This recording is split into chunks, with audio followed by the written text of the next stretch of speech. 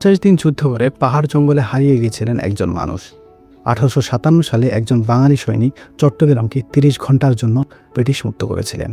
ব্রিটিশরা যার ভয়ে শহর ছেড়ে বঙ্গোপসাগরে নোঙর করা জাহাজে আশ্রয় নিয়েছিল। ভারতের আসাম সরকার যার স্মৃতি রক্ষার্থে মেমোরিয়াল তৈরি করেছিলেন, যাকে দেশের মানুষই ভালোভাবে ছিলেন না। পাঠ্য বইয়েও যার নাম উপেক্ষা করা হয়েছে। তিনি আর কেউ নন, হাবিলদার রজব আলী খান। সময়টা ছিল 1857 সাল। ভারতবর্ষ জুড়ে চলছিল ব্রিটিশদের শাসন। হাজার হাজার বাঙালি সৈনিক ব্রিটিশদের হয়ে কাজ করছিল। তাদের মনের ক্ষোভ দিন দিন বাড়ছিল। এরই মধ্যে ব্যারাকপুরে হয় এক মহাবিদ্রোহ, যেটি ইতিহাসে সিপাহী বিদ্রোহ নামে পরিচিত। এই বিদ্রোহ ছড়িয়ে পড়ে দিল্লি থেকে লখনৌ, লখনৌ থেকে কানপুর, যা এক সময় এসে পড়ে বঙ্গোপসাগরের উপকূলে চট্টগ্রামে। হাবিলদার রজব আলী খাঁ ছিলেন 34তম বেঙ্গল নেটিভ ইনফ্যান্ট্রির 34তম কোম্পানির একজন সৈনিক। তার পরিচয় কিছুটা রহস্যময়। অনেক ইতিহাসবিদ মনে করেন তিনি চট্টগ্রামের উপকূলীয় দ্বীপ সন্দ্বীপের সন্তান, যিনি তরুণ বয়সে ব্রিটিশ বাহিনীতে যোগ দেন এবং পদোন্নতি পেয়ে একসময় হাবিলদার পদে অধিষ্ঠিত হন। ক্যাপ্টেন PHK দেওয়ালের অধীনে পাহাড়তলি প্যারেড গ্রাউন্ড সেনানিবাসে তার ঘর ছিল।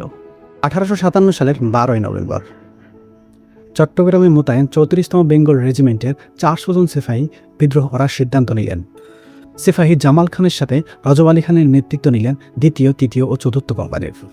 18ই নভেম্বর রাতে তারা মূল বিদ্রোহ শুরু করেন। প্রথমেই বিদ্রোহীরা ব্রিটিশ জেলখানায় আক্রমণ করেন। সমস্ত বন্দীকে তারা মুক্ত করে দেন। এরপর তারা দখল নিলেন ব্রিটিশ কোষাগার এবং অস্ত্রাগার। কিছু ব্রিটিশ অফিসারের সাথে হতাহতের ঘটনা ঘটে।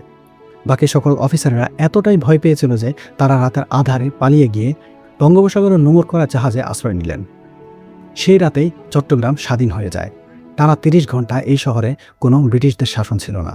কিন্তু বিদ্রোহীরা জানত ব্রিটিশরা আবার ফিরে আসবে, তাই তারা সিদ্ধান্ত নিলেন ঢাকায় গিয়ে 73তম পদাতিক বাহিনীর সাথে মিশে বড় বিদ্রোহ গড়ে তোলা। 19 নভেম্বর রাতে চট্টগ্রাম পিলখানা থেকে হাতি, গোলাবারুদ ও রসদ নিয়ে রজব আলী খান সহ তার দল রওনা হলেন। কুমিল্লা ও নোয়াখালীতে শক্তিশালী ব্রিটিশ বাহিনী থাকায় তারা সিদ্ধান্ত নিলেন পার্বত্য ত্রিপুরা হয়ে দুর্গম পথ। কিন্তু এক অপ্রত্যাশিত জায়গা থেকে তারা বাধাপ্রাপ্ত হন। চট্টগ্রামের ব্রিটিশ কমিশনার আগে থেকেই ত্রিপুরার মহারাজা ঈশানচন্দ্র মানিক্যের কাছে বার্তা পাঠাল। মহারাজা ব্রিটিশদের সাথে হাত মিলান। 2 ডিসেম্বর সীতাকুণ্ড হয়ে বিদ্রোহীরা যখনই ত্রিপুরার সীমান্তে পৌঁছালেন, তারা দেখলেন সামনে সশস্ত্র বাহিনী প্রস্তুত। তারা কোনো উপায় না পেয়ে পার্বত্য কুমিল্লা হয়ে এগিয়ে চললেন। ত্রিপুরার সেনাবাহিনীরাও তাদের পিছু নিলেন। বিদ্রোহীরা পৌঁছালেন সিলেটের সীমান্তবর্তী অঞ্চলে। সেখানে সিলেট লাইট ইনফ্যান্ট্রি মেজর বেইন তাদের উপর অতর্কিত আক্রমণ চালালেন। তীব্র যুদ্ধে মেজর বেইন নিজেই নিহত হলেন। মেজর বেইনের অধীনে থাকা ব্রিটিশ বাহিনীও এই যুদ্ধে পরাজিত হয়। কিন্তু বিদ্রোহীদের এই জয় বেশিক্ষণ স্থায়ী হল না। একের পর এক খণ্ডযুদ্ধে বিদ্রোহীদের সঙ্গী কমে আসছিল। তাদের রসদও শেষ হয়ে যাচ্ছিল। যারা বেঁচে ছিলেন তারা ক্ষুধার্ত এবং ক্লান্ত ছিলেন। তবুও রজব আলী হাল ছাড়েননি। বিদ্রোহীরা যেই উদ্দেশ্যে ঢাকা যাচ্ছিলেন, সেই পদাতিক বাহিনী থেকে ব্রিটিশরা অস্ত্র কেড়ে নিয়েছে। তাই রজব আলীর দল একেবারে একা হয়ে পড়লেন।